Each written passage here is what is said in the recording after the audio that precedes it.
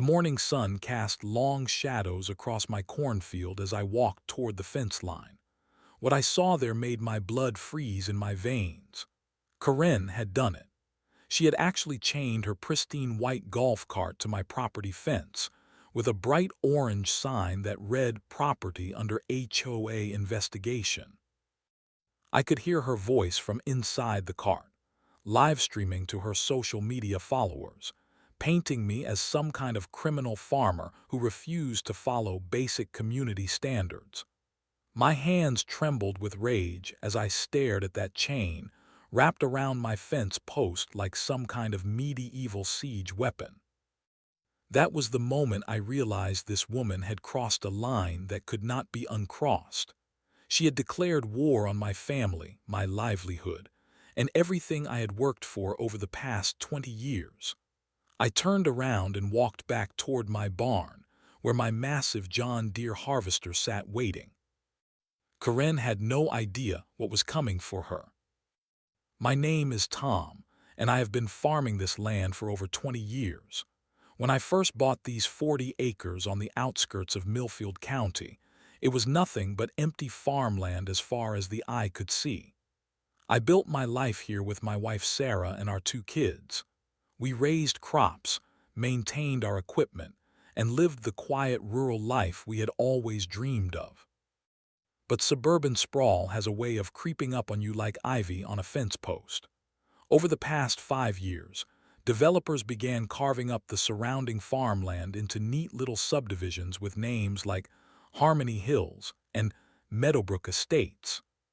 Before I knew it, my rustic farm property sat directly adjacent to one of the most uptight homeowners associations in the entire county. The contrast could not have been more dramatic. On one side of the property line stood my weathered red barn, my collection of farming equipment, and fields of corn and soybeans that changed with the seasons. On the other side sat rows of identical beige houses with perfect lawns, matching mailboxes, and driveways so clean you could eat off them. At first, the new neighbors seemed friendly enough. They would wave from their perfectly manicured yards as I drove my tractor down the dirt road that bordered both our properties. Some even stopped by to buy fresh vegetables from our roadside stand during harvest season. But then came Corinne. Corinne Morrison moved into the largest house in the subdivision about 2 years ago. She was a woman in her mid-50s with short blonde hair that never seemed to move, even in strong wind. She drove a pristine white golf cart that she had customized with cup holders, a small cooler, and a clipboard holder mounted on the dashboard. Within 6 months of moving in, she had somehow managed to get herself elected as president of the Harmony Hills Homeowners Association. That was when my peaceful rural life began to change. The first sign of trouble came in the form of a certified letter delivered to my mailbox on a Tuesday morning in March. The envelope bore the official seal of the Harmony Hills HOA, and inside was a formal complaint about my unsightly agricultural activities that were allegedly affecting property values in their community. I read the letter 3 times, hardly believing what I was seeing. They were demanding that I remove my rusted farm equipment from view, paint my barn a more aesthetically pleasing color, and consider relocating or screening my compost pile because it created unpleasant odors that drifted into their neighborhood. I showed the letter to Sarah over dinner that night. She laughed at first, thinking it had to be some kind of joke. But as she read through the detailed list of complaints, her expression grew more serious. "Tom, they cannot be serious about this," she said, setting the letter down on our kitchen table. "You have been here for 20 years. They moved next to a working farm." I folded the letter and put it in the junk drawer. I figured if I ignored it, maybe they would come to their senses and realize they had no legal authority over my property.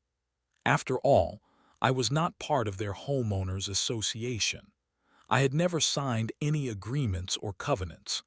My land was zoned for agriculture, and I had every right to farm it however I saw fit. But I was about to learn that people like Karen do not simply go away when you ignore them. In fact, ignoring them only makes them more determined to prove their point. Karen began showing up at my property line almost every day. At first, I would see her white golf cart parked on the road that separated our properties, and she would be standing there with her clipboard, taking notes and photographs of my farm. She wore large sunglasses and a wide-brimmed hat, like she was conducting some kind of covert surveillance operation. I tried to be neighborly at first. I walked over to the fence one morning and called out to her. "Good morning, Karen. Beautiful day, is it not?" She looked up from her clipboard with an expression that could have curdled milk. "Mr. Thompson, I am documenting violations of community standards that affect the quality of life for all residents of Harmony Hills." "I am not a resident of Harmony Hills," I replied calmly. "This is my private farm property." Karen adjusted her sunglasses and gave me a condescending smile. "Your property directly impacts our property values, which makes it our business. The Harmony Hills Homeowners Association has a legal obligation to protect the investments of our members." I could feel my temper starting to rise, but I kept my voice level. "Ma'am, I respect your concern for your community, but I have been farming this land since before your subdivision existed. I have every right to use my property as I see fit." "We will see about that," Karen said, making another note on her clipboard.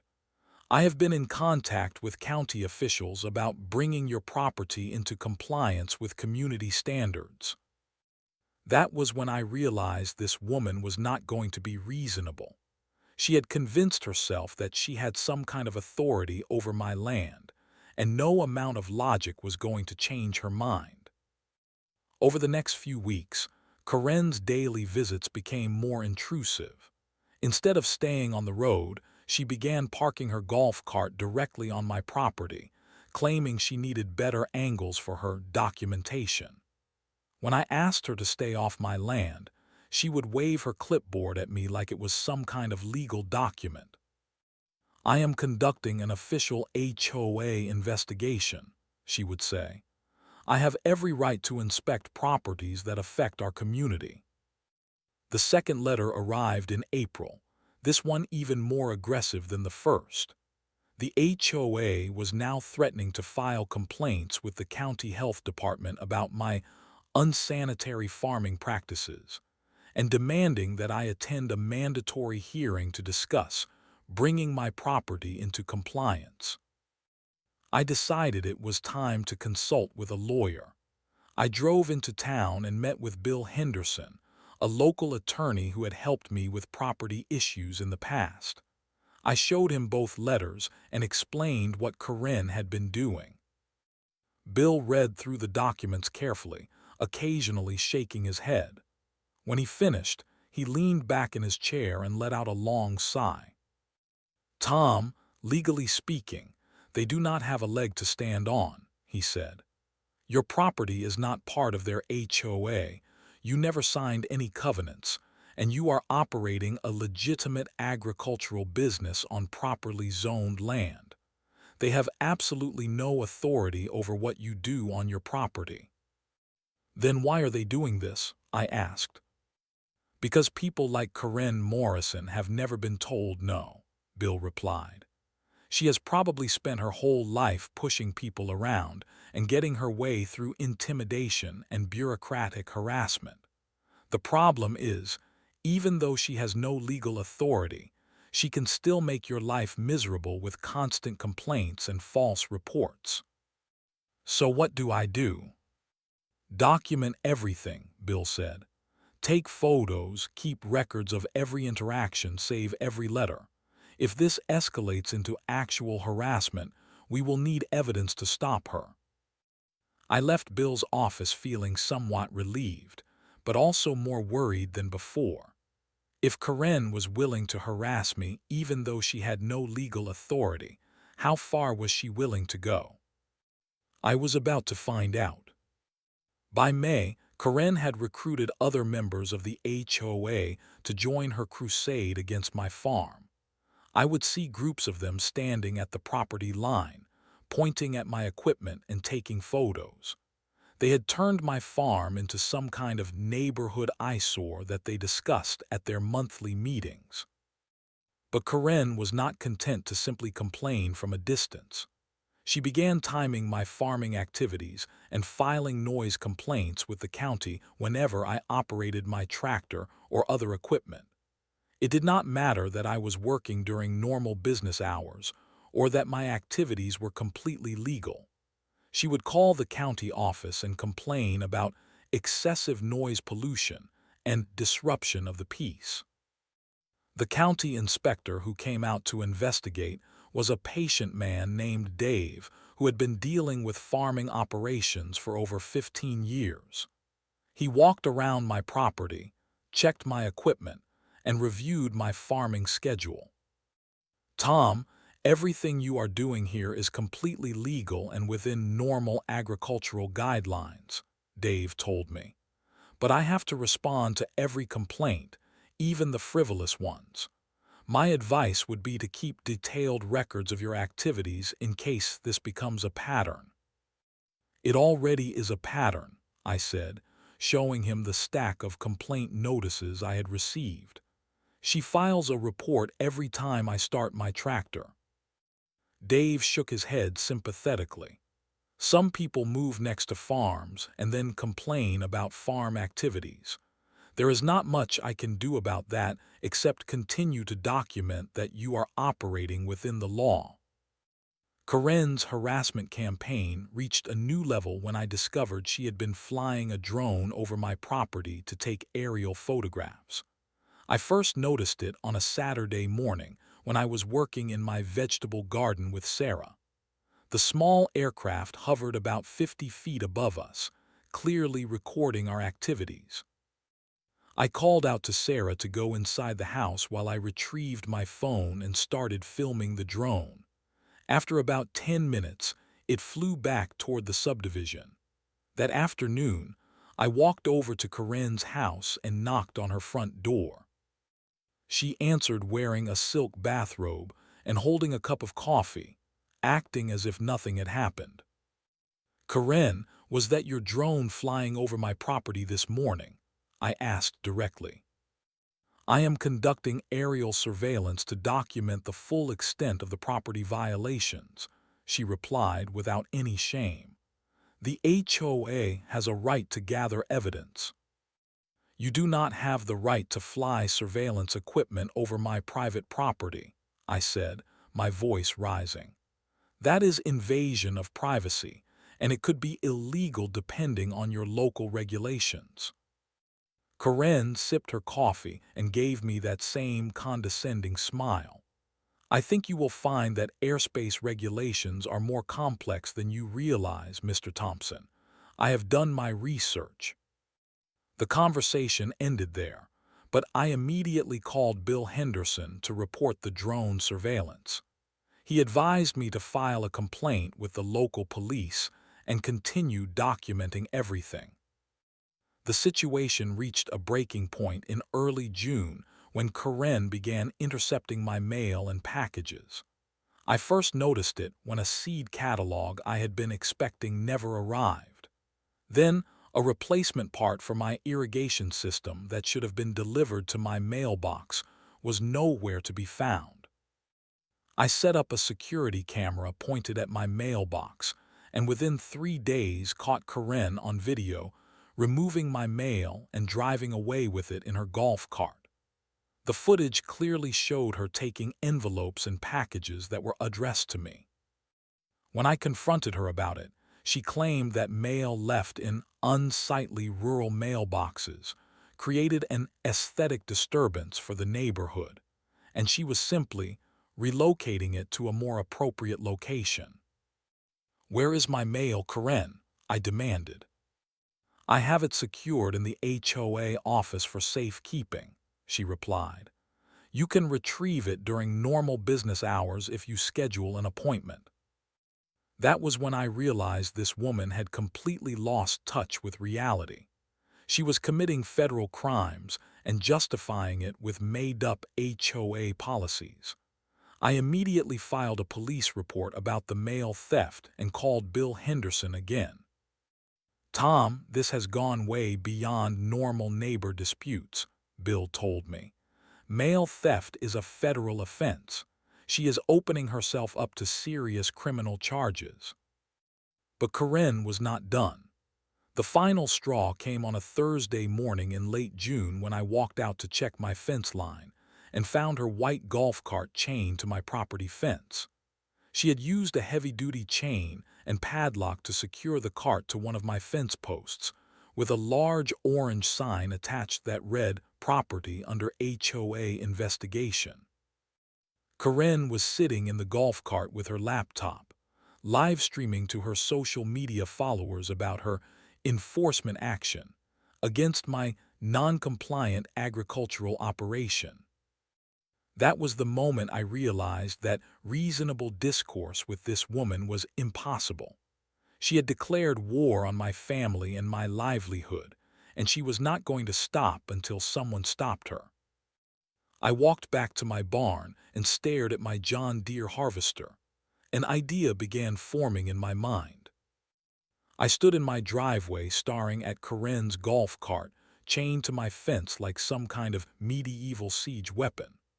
The morning sun glinted off the chrome bumper as she sat inside typing on her laptop, completely oblivious to how insane her behavior had become.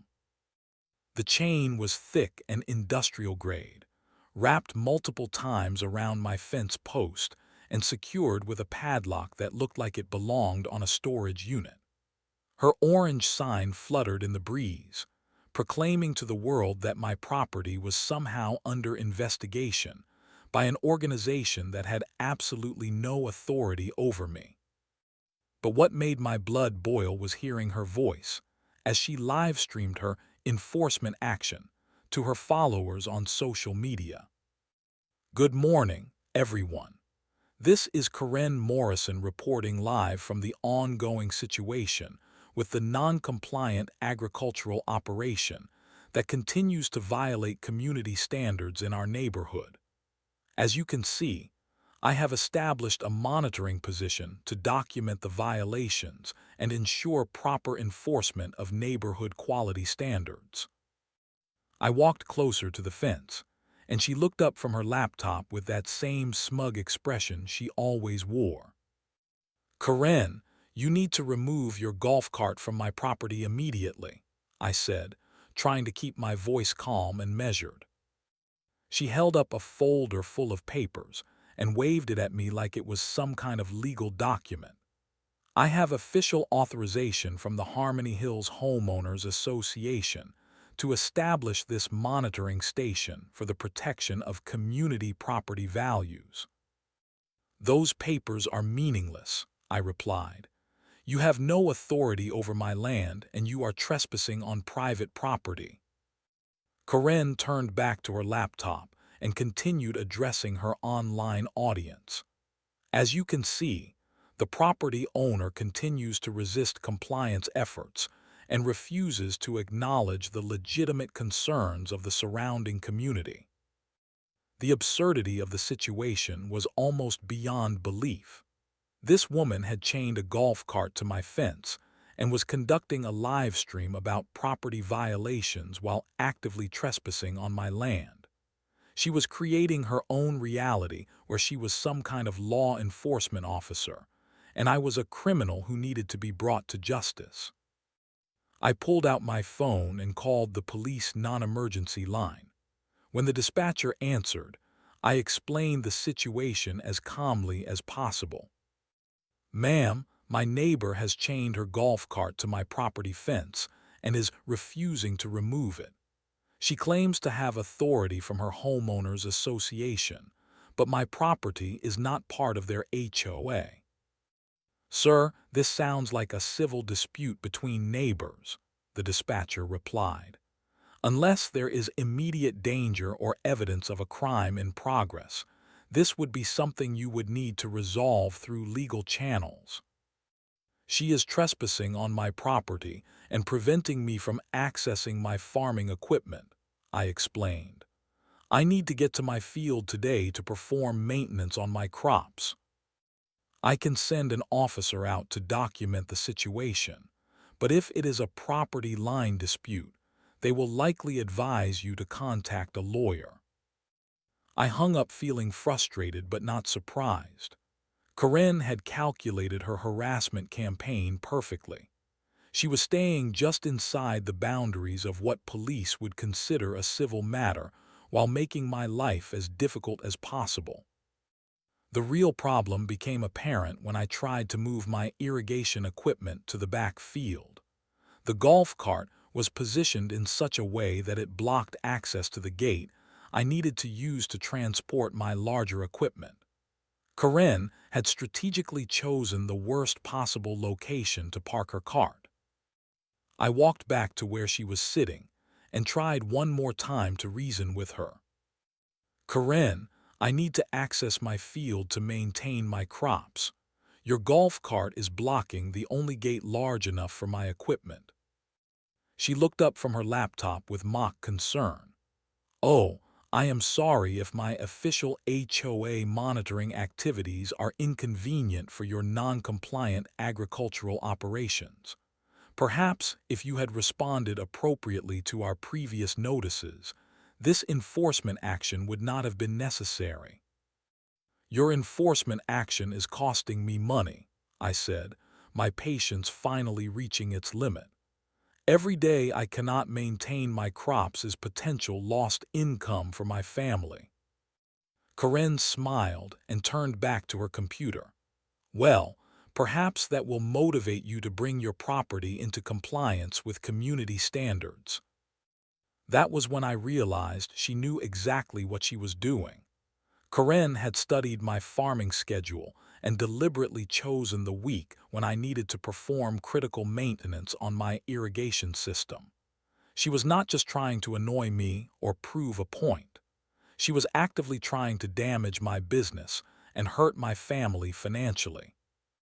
I walked back to my house and called Bill Henderson.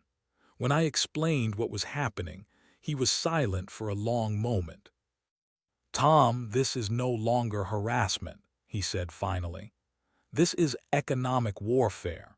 She is intentionally interfering with your business operations, which could constitute tortious interference or even extortion. So what can I do about it? Document everything, call the police to create an official report, and give her written notice to remove the golf cart within 24 hours. If she refuses, we have grounds for an emergency injunction to force her to stop interfering with your business. I spent the rest of the day photographing the golf cart, recording Corinne's live stream, and documenting exactly how her actions were preventing me from accessing my field. That evening, I hand-delivered a written notice to her front door demanding that she remove her property from my land within 24 hours. The next morning, I walked out to check on the situation.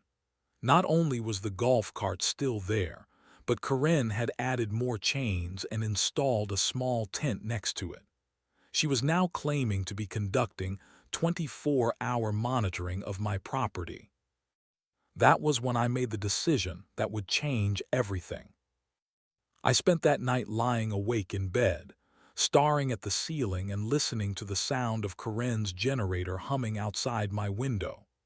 She had set up a full campsite next to her chained golf cart, complete with a tent, folding chairs, and enough supplies to maintain her monitoring station indefinitely. Around 3 in the morning, I gave up on sleep and walked out to my barn. I flipped on the overhead lights and stood there looking at my farming equipment. My eyes settled on my John Deere 9600 combine harvester, a massive machine that weighed over 20 tons and stood nearly 12 feet tall. I had purchased the harvester 5 years earlier from a retiring farmer in the next county. It was designed to cut through corn stalks, wheat, and soybeans like they were made of paper. The front cutting header alone was 25 feet wide, with rotating blades that could process tons of crop material per hour. As I stood there looking at that machine, a plan began forming in my mind. I walked back to the house and spent the rest of the night researching property law, trespassing statutes, and removal of abandoned vehicles. By dawn, I had a clear understanding of my legal rights and exactly what I could and could not do. The key facts were simple. Corinne's golf cart was entirely on my property, attached to my fence without my permission. Under local statutes, any vehicle left on private property for more than 24 hours after written notice could be considered abandoned and subject to removal by the property owner. I had given Corinne written notice more than 24 hours ago. She had not only refused to remove her property, but had actually escalated her trespassing by setting up a campsite. I called Bill Henderson as soon as his office opened. "Bill, I need to understand exactly what my rights are regarding abandoned vehicles on my property," I said. "Generally speaking, if someone leaves a vehicle on your private property after being given proper notice to remove it, you have the right to have it towed or removed," Bill replied. "Why are you asking?" I explained my situation and the plan that was forming in my mind. Bill was quiet for a long moment. "Tom, legally speaking, you would be within your rights to remove an abandoned vehicle from your property," he said carefully. "But I would strongly advise using a professional towing service rather than trying to move it yourself." "What if I cannot get a tow truck back to where the vehicle is located?" I asked. "Well, in that case, property owners have used various methods to move abandoned vehicles, including farm equipment when necessary. As long as you are removing it from your own property and not causing damage to anyone else's property, it would generally be considered legal. And if the vehicle gets damaged during the removal process, the owner of an abandoned vehicle assumes the risk of damage when they leave it on someone else's property after being given notice to remove it," Bill said. "But Tom, I need to ask, what exactly are you planning to do?" "I am planning to remove an abandoned vehicle from my property, using the equipment I have available," I replied. That afternoon, I spent several hours documenting everything. I took photographs of the golf cart's position, measured the exact location to confirm it was entirely on my property, and created a detailed timeline of events showing how Corinne had escalated from daily visits to permanent occupation of my land. I also researched the specifications of my harvester to understand exactly what would happen if I used it to push or pull the golf cart. The machine generated over 400 horsepower and had hydraulic systems designed to handle enormous resistance. A small golf cart would pose no mechanical challenge whatsoever. Around 5 in the evening, I walked over to Corinne's campsite and handed her a final written notice. "Corinne, this is your final opportunity to remove your property from my land," I said. "If your golf cart is still here tomorrow morning, I will be forced to remove it myself using whatever equipment is necessary." She looked up from her folding chair, where she was eating a sandwich and reviewing her clipboard notes. "Mr. Thompson, I am conducting official HOA business under full legal authority," she replied. "Any interference with this enforcement action would constitute obstruction of justice." "There is no such thing as HOA enforcement authority over non-HOA property," I said. "You are trespassing, and tomorrow morning your vehicle will be removed." Corinne laughed and waved her hand dismissively. "You would not dare touch my golf cart. You know I would sue you for everything you own." I looked her directly in the eyes. Try me. That evening, I spent 2 hours performing maintenance on my harvester. I checked the hydraulic fluid, tested all the mechanical systems, and made sure the machine was in perfect working condition.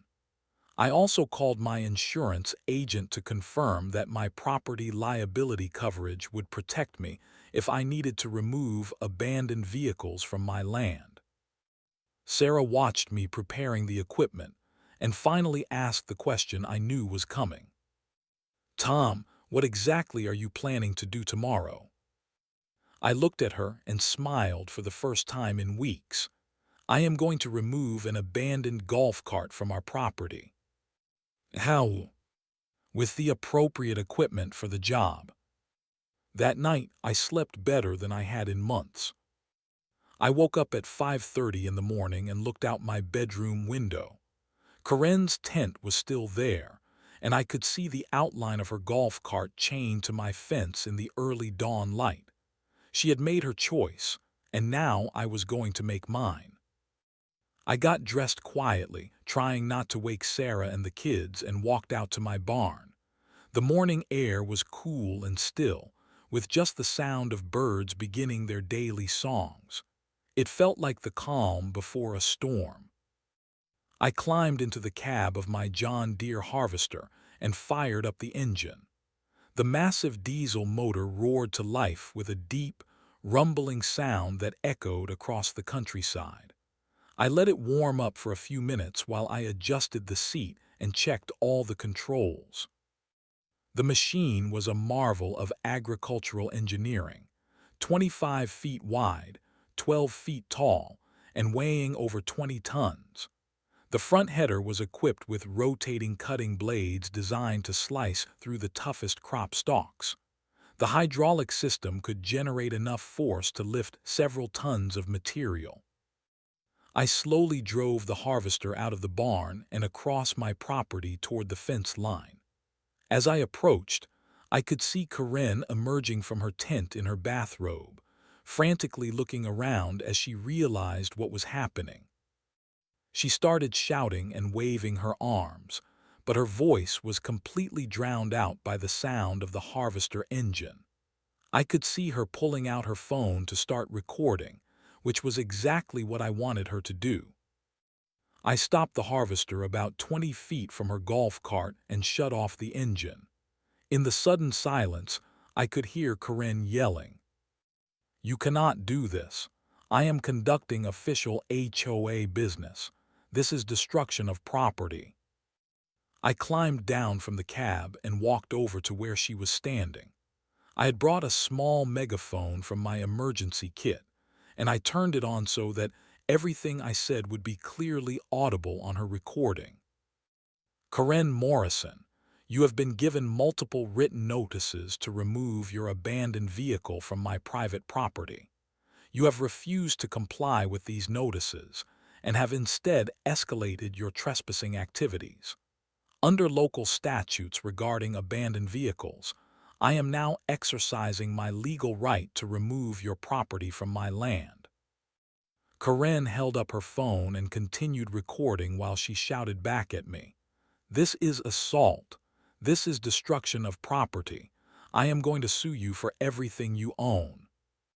"Ma'am, you assume all risk of damage when you abandon a vehicle on someone else's private property after being given proper notice," I replied through the megaphone.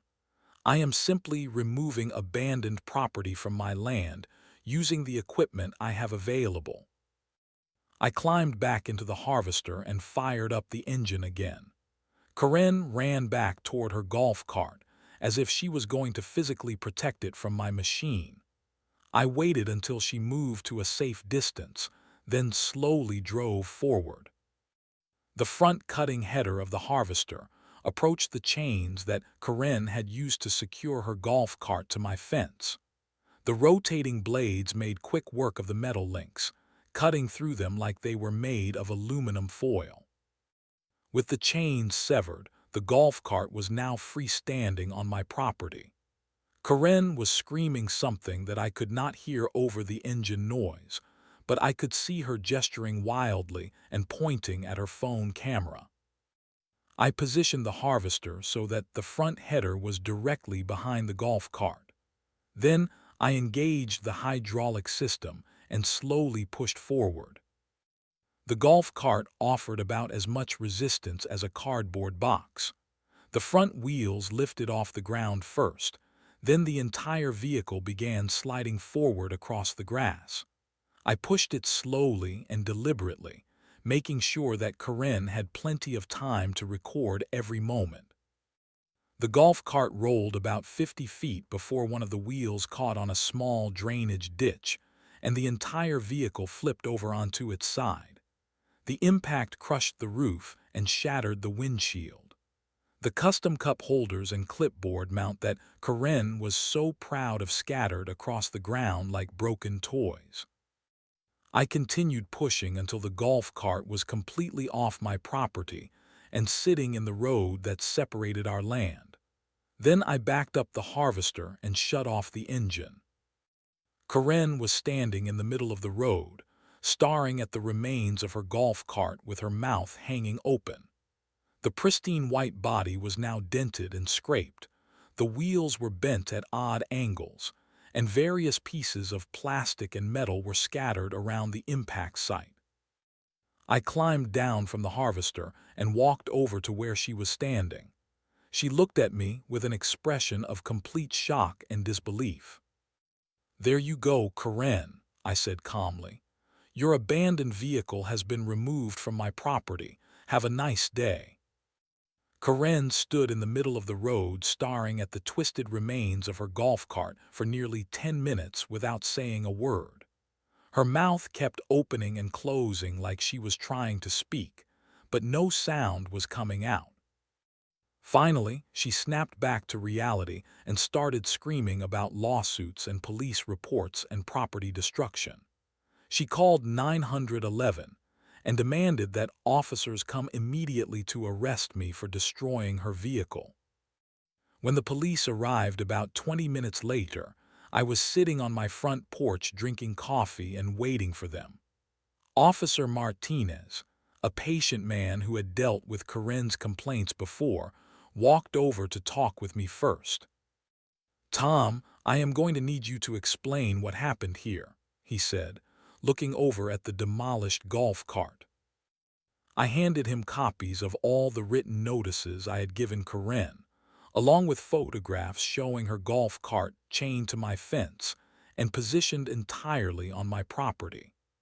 I also showed him the research I had done on abandoned vehicle statutes and my legal right to remove trespassing property. Officer Martinez reviewed everything carefully, then walked over to examine the golf cart and measure its position relative to the property line. When he came back, he was shaking his head. "Tom, from what I can see here, that golf cart was completely on your property, and you gave proper written notice for its removal," he said. "Under local statutes, you had the legal right to remove it." "What about the damage to the vehicle?" I asked. "Property owners are not liable for damage that occurs during the removal of abandoned vehicles from their land, especially when proper notice was given," Officer Martinez replied. "The owner assumes that risk when they leave their property on someone else's land." When he delivered this news to Corinne, she had what could only be described as a complete meltdown. She demanded to speak to his supervisor, threatened to call the mayor, and insisted that I had committed multiple felonies.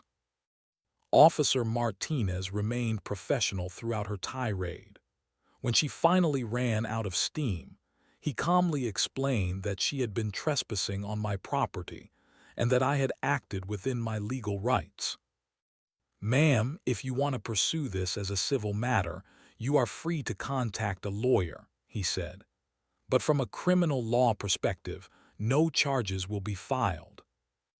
Corinne tried to demand that I pay for her golf cart, but Officer Martinez explained that she would need to pursue that through civil court if she felt she had a case. The story spread through the local community like wildfire. Someone had recorded Karen's live stream and posted it online, where it quickly went viral. The video of me calmly explaining my legal rights through a megaphone, while a grown woman screamed about HOA authority, became an instant sensation. The comments were overwhelmingly supportive.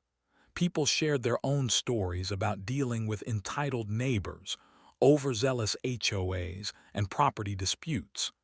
Many praised me for standing up to what they saw as bureaucratic bullying. Within a week, my phone was ringing constantly with interview requests from local news stations and online media outlets.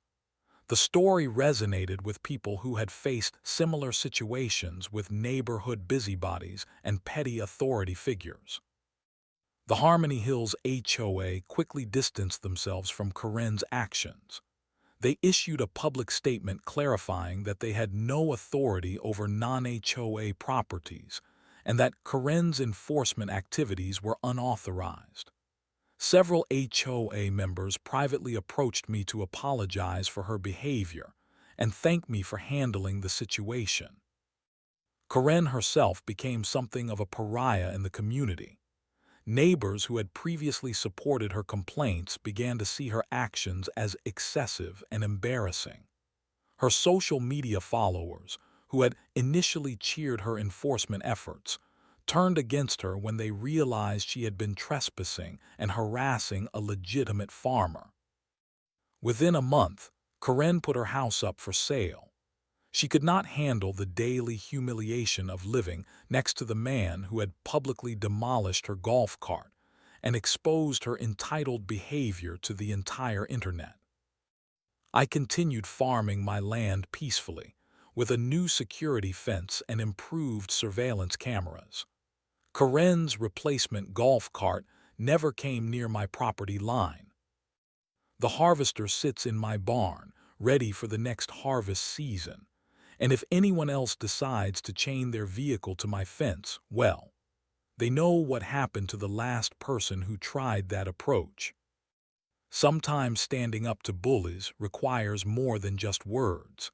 Sometimes it requires a 20-ton harvester and the willingness to use it.